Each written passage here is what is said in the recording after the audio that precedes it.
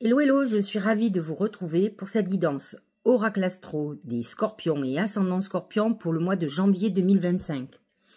La saison du Scorpion est une saison plutôt agréable pour vous puisque le Capricorne est positionné dans votre maison 3. C'est la maison de la communication, des échanges, des projets, de l'éducation. C'est vrai que le Soleil rentre dans le Capricorne le 21 décembre, en sortira le 19 janvier. Et Mercure le rejoint. Donc c'est une période où vous allez bouillonner d'idées, vous aurez des projets nouveaux, vous aurez envie d'avancer. Il est possible que vous remettiez en question vos activités professionnelles pour vous dire, bah tiens, pourquoi pas reprendre des études, me former, changer des choses. Vous allez peut-être faire des démarches aussi pour, par exemple, vous faire muter, pour avoir un nouveau poste, pour demander une augmentation. Vous serez entreprenant et vous aurez envie d'avancer de toute façon. Ce qui est un peu plus délicat, c'est la saison du Verseau. Le Verseau est en carré avec votre signe et, vous le savez, Pluton vient de quitter votre signe ami Capricorne pour s'installer dans le Verseau avec lequel, effectivement, vous êtes en carré. Et donc, Pluton s'installe dans cette maison 4. Il touche pour le moment les Scorpions qui sont du 23-24 octobre, 25 octobre à la limite. Pluton est entre 1 et 2 degrés. Le Soleil le rejoint et va mettre en lumière cette maison 4. Alors, cette maison 4, elle représente la famille. Alors, la famille dans sa globalité, c'est-à-dire vos parents, frères et sœurs, etc. Votre famille, la famille que vous avez construite, votre mari, votre femme, vos enfants. Mais elle concerne aussi votre enfance, votre passé. Le passé en globalité. Vos amis d'enfance, les gens de votre passé, votre mémoire, les gens qui vous manquent, par exemple, les personnes qui sont défuntes. Ce Pluton-Soleil peut amener quand même une épreuve au niveau de la perte d'un proche, perte d'un parent et d'une transformation au niveau de la famille, par la perte de quelqu'un. Mais cette perte n'est pas obligatoirement physique, elle peut être aussi une fâcherie, quelque chose qui se coupe.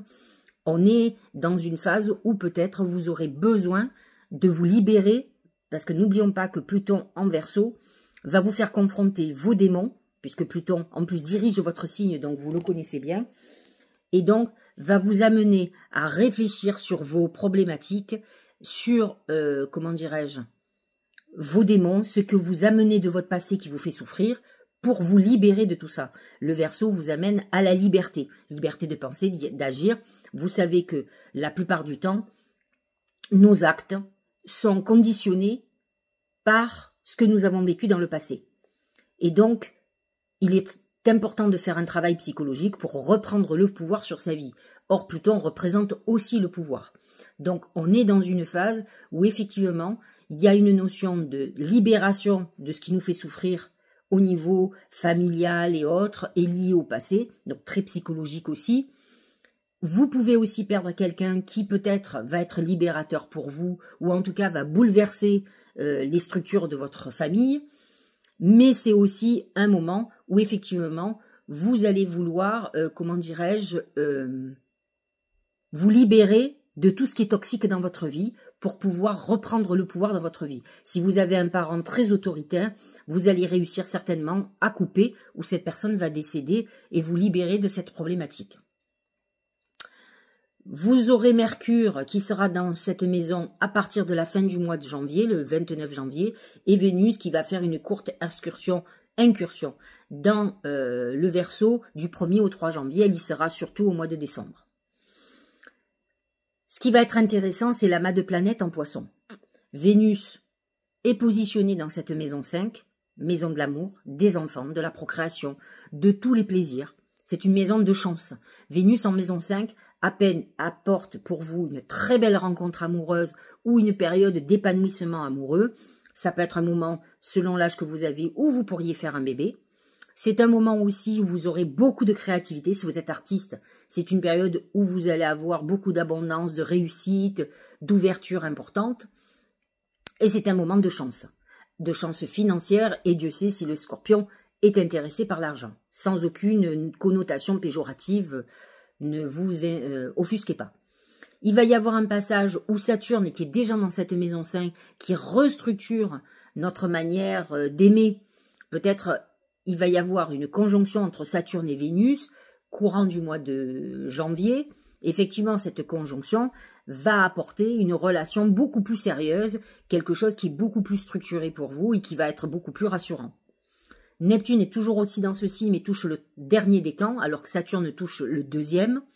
Neptune, dans cette maison 5, a pu apporter à pas mal de scorpions, durant toutes ces années, une déception, une désillusion sur une histoire d'amour. Vous avez peut-être vécu une histoire complètement illusoire, mais vous avez pu aussi rencontrer une histoire d'âme, quelqu'un avec qui on est très connecté.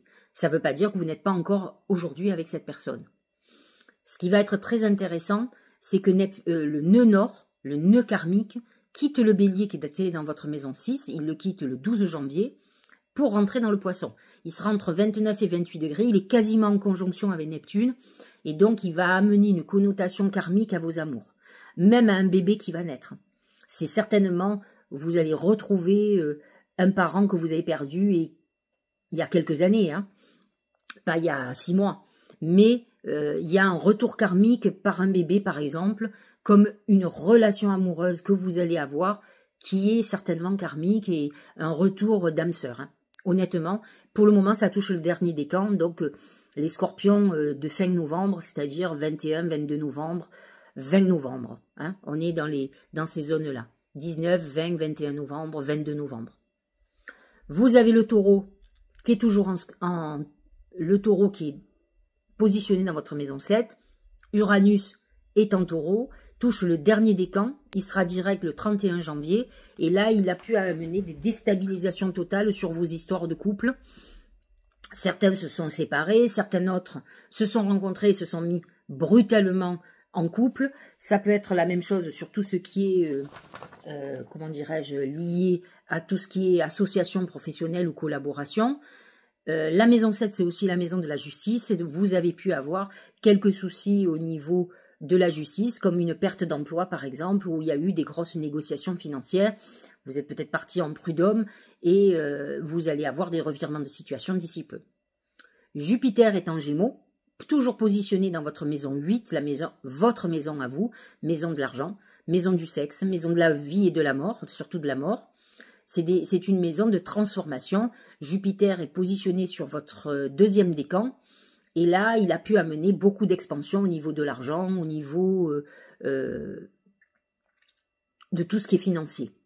Faites attention, vous avez pu avoir alors soit un héritage par exemple, soit vous avez pu avoir une procédure importante qui a pu vous apporter de l'argent. Nous avons Mars qui navigue entre le Lion et le Cancer. Alors, entre le choléra et la peste pour vous, parce que le Lion est en carré avec vous, donc en tension, et le Cancer est très en harmonie. Donc, Mars est en Lion jusqu'au 7 janvier, positionné dans votre maison 10, donc c'est un moment où vous allez être motivé pour vos ambitions, où vous aurez envie d'évoluer. Et ensuite, Mars, à partir du 7 janvier, va aller jusqu'au 31 janvier, il sera en Cancer. Positionné dans votre maison 9, vous allez être très motivé pour partir en voyage, pour vous former à une nouvelle, comment dire, technique spirituelle ou ésotérique. C'est vrai que c'est un moment où vous aurez envie de faire des formations. C'est des moments où vous allez être complètement ouvert à des nouvelles propositions, nouvelles perspectives de vie. Pourquoi pas partir vivre à l'étranger, changer d'habitation, etc., etc. Le Sagittaire est positionné dans votre maison 2, maison financière. Mercure est dans cette maison. Et donc, c'est un moment où vous pouvez faire un achat ou une vente ou signer un très beau contrat. Cet aspect est jusqu'au 9 janvier. Nous avons une nouvelle lune le 30 décembre à 9 degrés 44 du Capricorne, positionnée dans votre maison 3. C'est une maison exceptionnelle pour vous, pour faire vos vœux. La maison 3, c'est la maison des messages, de la communication. Donc, vous allez être directement connecté à vos guides et à l'univers, à Dieu, à qui vous voulez, mais en tout cas à celui ou celle qui doit entendre vos désirs. Donc, en plus, Mercure, positionné dans cette maison 3, va vous aider complètement. Mercure, n'oublions pas que c'est le messager des dieux, positionné dans sa maison, maison de la communication et des échanges. Vous avez tout est orchestré pour vous aider à formuler bien vos vœux, à les envoyer. Et c'est un moment où vous pouvez avoir beaucoup de messages de vos guides, de vos défunts. Alors, c'est une nouvelle lune en principe, 30 décembre. on prépare deux feuilles, une pour l'année 2025, quels sont mes souhaits de l'année 2025, et une pour le mois de janvier. Formulez bien, mettez-vous en méditation, mettez une bougie, écrivez vos vœux, vous pouvez déjà y penser, hein, au moment où vous verrez cette vidéo, ne seront pas encore le 30, préparez tout ça, faites-le ritualiser, lisez-les à haute voix, et étudiez, voir ce que vous avez envie. De toute façon, vous aurez une pleine lune qui va être intéressante, qui sera le 13 janvier, qui sera en Cancer, positionnée dans votre maison 9, donc c'est l'axe 3-9 qui est l'axe de la communication et de la connaissance.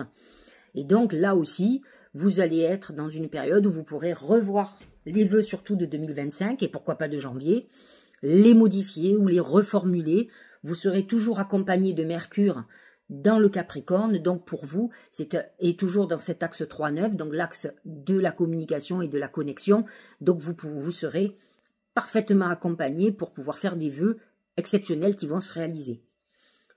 La nouvelle lune par contre du Verseau, le 29 janvier, à 9,51 du Verseau, sera positionnée dans votre maison du passé et du foyer. Regardez ce qui se passe, vous pouvez faire des vœux, mais honnêtement, concentrez-vous surtout sur la nouvelle lune du Capricorne et la pleine lune du Cancer, le 13 janvier, parce que pour moi, c'est celles qui vont être les plus performantes pour vous. Vous serez beaucoup plus puissant sur la nouvelle lune du Poisson, qui sera un petit peu plus tard. Alors, voyons ce que nous disent les oracles. Nous allons commencer avec mon oracle magique. C'est le papillon. Le papillon représente cette transformation, cette maison 8, c'est Jupiter qui est positionné dans cette maison 8. Le Gémeaux représente bien le papillon parce qu'il a besoin de légèreté et c'est ce qu'on vous demande. On vous demande d'être un peu plus léger, un peu moins sombre. Alors, effectivement, ça va amener avec un Pluton en Verseau le besoin de se transformer, d'aller vers la meilleure version de vous-même, de se libérer. Et c'est vrai que ce papillon vous demande de vous libérer de vos chaînes. Donc c'est un bon moment entre décembre et janvier pour travailler là-dessus et pour être beaucoup plus léger de vos chaînes, léger de tous vos problématiques que vous traînez avec vous depuis des années, qui assombrissent votre vie et qui ne vous permettent pas d'être la personne fondamentalement que vous êtes. Vous êtes la personne qui a été modelée par les problématiques que vous avez eues dans le passé. À vous de vous libérer de tout ça par une thérapie, par un travail, par une volonté. Vous avez beaucoup de potentiel et de capacité intérieure pour aller vers quelque chose de beaucoup plus léger, où vous allez être beaucoup plus heureux. Au niveau professionnel et financier, c'est l'aigle, c'est encore ce Jupiter. L'aigle représente le Gémeaux et effectivement, positionné dans votre maison 8, vous êtes dans une maison, une période d'ascension, d'évolution professionnelle, que ce soit par le biais une promotion, que ça soit par l'accroissement de vos activités si vous travaillez à votre compte. En tout cas, ça va rouler pour vous. C'est le bon moment pour faire des demandes, pour aller voir votre banquier, pour aller voir votre patron, pour faire des demandes. N'hésitez pas, il va falloir demander. N'oublions pas que l'aigle est un messager, comme le papillon. Tous les animaux, entre guillemets, ou les oiseaux ailés, sont porteurs d'un message. Et là, on est porteur d'un message d'évolution et d'ascension. Comme au niveau financier, on accroît ses revenus, donc vous pouvez avoir une prime, une augmentation sur votre salaire, comme vous pouvez avoir beaucoup plus de clientèle et rentrer beaucoup plus d'argent. On est dans une période intéressante d'évolution, on va vers le haut. Au niveau sentimental, c'est l'enfant. L'enfant représente plusieurs choses. Une préoccupation sur un enfant ou des enfants que vous avez déjà, vous pouvez être focalisé sur eux, peut-être pas ont-ils ou a-t-il un problème de santé, donc c'est un mois où vous allez être peut-être un peu plus focalisé sur cet enfant. Ça peut être un moment où vous ayez envie de faire des enfants. Ça peut être, alors parce que vous avez un amas de planètes en maison 5, qui est la maison des enfants. Ça peut être un moment où vous ayez envie d'être beaucoup plus léger au niveau de l'amour, et c'est vrai qu'avec Vénus en Poisson, c'est l'amour romantique, où on s'éveille, où on s'émerveille d'amour, donc on est dans cette phase très importante, sentimentalement parlant. Au niveau santé, c'est l'ours. L'ours représente deux choses. C'est le confinement. On est dans une période d'introspection, d'enfermement sur soi. Ça peut être un moment de dépression, mais l'ours représente aussi la colère. On peut être dans une colère qui est souvent liée avec le côté familial, ou si on sent que sa famille est en danger ou qu'il y a une agression extérieure. On est plutôt dans un moment où on a besoin de dire les choses. Alors c'est vrai que vous avez quand même pas mal de planètes en maison 4, en maison de la famille, il est possible que vous régliez des comptes. N'oublions pas que Mars est en Lion et va s'opposer aux planètes en Verseau dans cette maison 4. Donc vous pouvez avoir des coups de gueule familiaux et des moments où ça va vous perturber. Ça peut être des choses que vous ruminez depuis longtemps. Le l'ours a ce côté d'enfermement, de réflexion très importante. Alors j'ai demandé à mes guides comment la chance allait se manifester. C'est assez surprenant. C'est le corbeau. Le corbeau qui est encore un messager, puisque de toute façon c'est un oiseau. Il est très important dans la vie de connaître où sont ses ennemis. Alors non pas, et je ne vous y encourage pas, pour rentrer dans la vengeance. Et c'est vrai que le scorpion, je le dis toujours, mieux vaut être son ami que son ennemi. Même les plus gentils, quand ils ont quelqu'un dans le collimateur, c'est des vrais pitbulls. Le corbeau, c'est quelqu'un qui est négatif, qui est néfaste pour vous dans votre vie. Alors à vous de voir au mois de janvier qui va se manifester, et plutôt que de rentrer dans la vengeance, protégez-vous de cette personne ou, tranquillement, éliminez-la de votre vie. Quand je dis tranquillement, essayez de ne pas rentrer dans des affrontements. Cependant, quand je vois l'ours, je me dis que il y a des chances que vous rentriez en guerre, mais pas trop longtemps, parce que toute l'énergie que vous allez mettre à la guerre, c'est une énergie que vous ne mettrez pas à vous reconstruire. Alors dans la vie, il faut faire des choix. Soit vous occupez de votre ennemi de faire la vengeance, soit vous vous occupez de vous pour aller beaucoup mieux. Et la vie se chargera de votre ennemi, croyez-moi. Déjà, de savoir où sont vos ennemis et de les laisser loin de votre vie, je trouve que c'est beaucoup mieux que de rentrer dans des guerres où vous allez vous faire beaucoup de mal et vous épuiser et peut-être même tomber malade. Alors, voyons ce que nous dit le Tao. L'influence. Séduction, attraction mutuelle, affection sincère, magnétisme naturel, stimulation, connexion. C'est vrai que Vénus en poisson va amener un côté attraction. Ça ne veut pas dire qu'on va faire sa vie avec la personne, même si, comme je vous l'ai dit, Saturne va retrouver Vénus, donc va amener un peu plus de profondeur. Mais au départ, c'est une attirance incroyable, peut-être une attirance d'âme, c'est ce que je vous disais. Nous avons le nœud nord qui va rejoindre Neptune en poisson, dans la troisième décan, donc c'est surtout le troisième décan qui va être touché, vous pourriez retrouver quelqu'un, une attirance incroyable, où vous reconnaissez l'autre, quelque chose de karmique. Donc attention quand même aux histoires toxiques, parce qu'on a aussi des histoires karmiques toxiques, où on doit clôturer, peut-être finir des histoires. Maintenant, ça peut être aussi une très belle histoire, et retrouver son âme sœur. La parole. Soyez en permanence vigilants à votre égard et les autres en feront de même. Alors, le scorpion, ce sont des gens qui ont parfois des manières de dire les choses aussi, ils sont très tranchants. Je l'ai expérimenté il n'y a pas si longtemps que ça d'ailleurs. Et donc, faites attention à ce que vous dites, comment vous le dites, parce que ça a toujours des conséquences. Et une fois que c'est fait, c'est perdu. Il y a beaucoup de gens qui disent les choses qui ne les pensent pas, et ça n'a pas d'importance. Alors, ça n'a peut-être pas d'importance pour vous, mais ça a de l'importance pour celui qui réceptionne le message. Ne minimisez pas les conséquences de vos actes et de vos paroles. La parole est quelque chose qui peut être très créateur, mais qui peut être aussi destructeur. N'oubliez pas que vous êtes un scorpion et que le scorpion a tendance à piquer. Donc, vous avez Mercure en maison 3, maison de la communication en plus. Donc, faites attention à ce que vous allez dire. Vous allez être dans une période où vous aurez besoin de vous exprimer à tous les niveaux. Donc, c'est très bien d'exprimer, mais réfléchissez. On dit quoi, tourner sa langue 7 fois dans sa bouche avant de parler? Moi, je pense que c'est nécessaire. Parce que dites-vous que lorsque vous aurez dit les choses, vous allez envoyer quelque chose, ça peut être un scud aussi, hein, et vous aurez peut-être déclaré une guerre.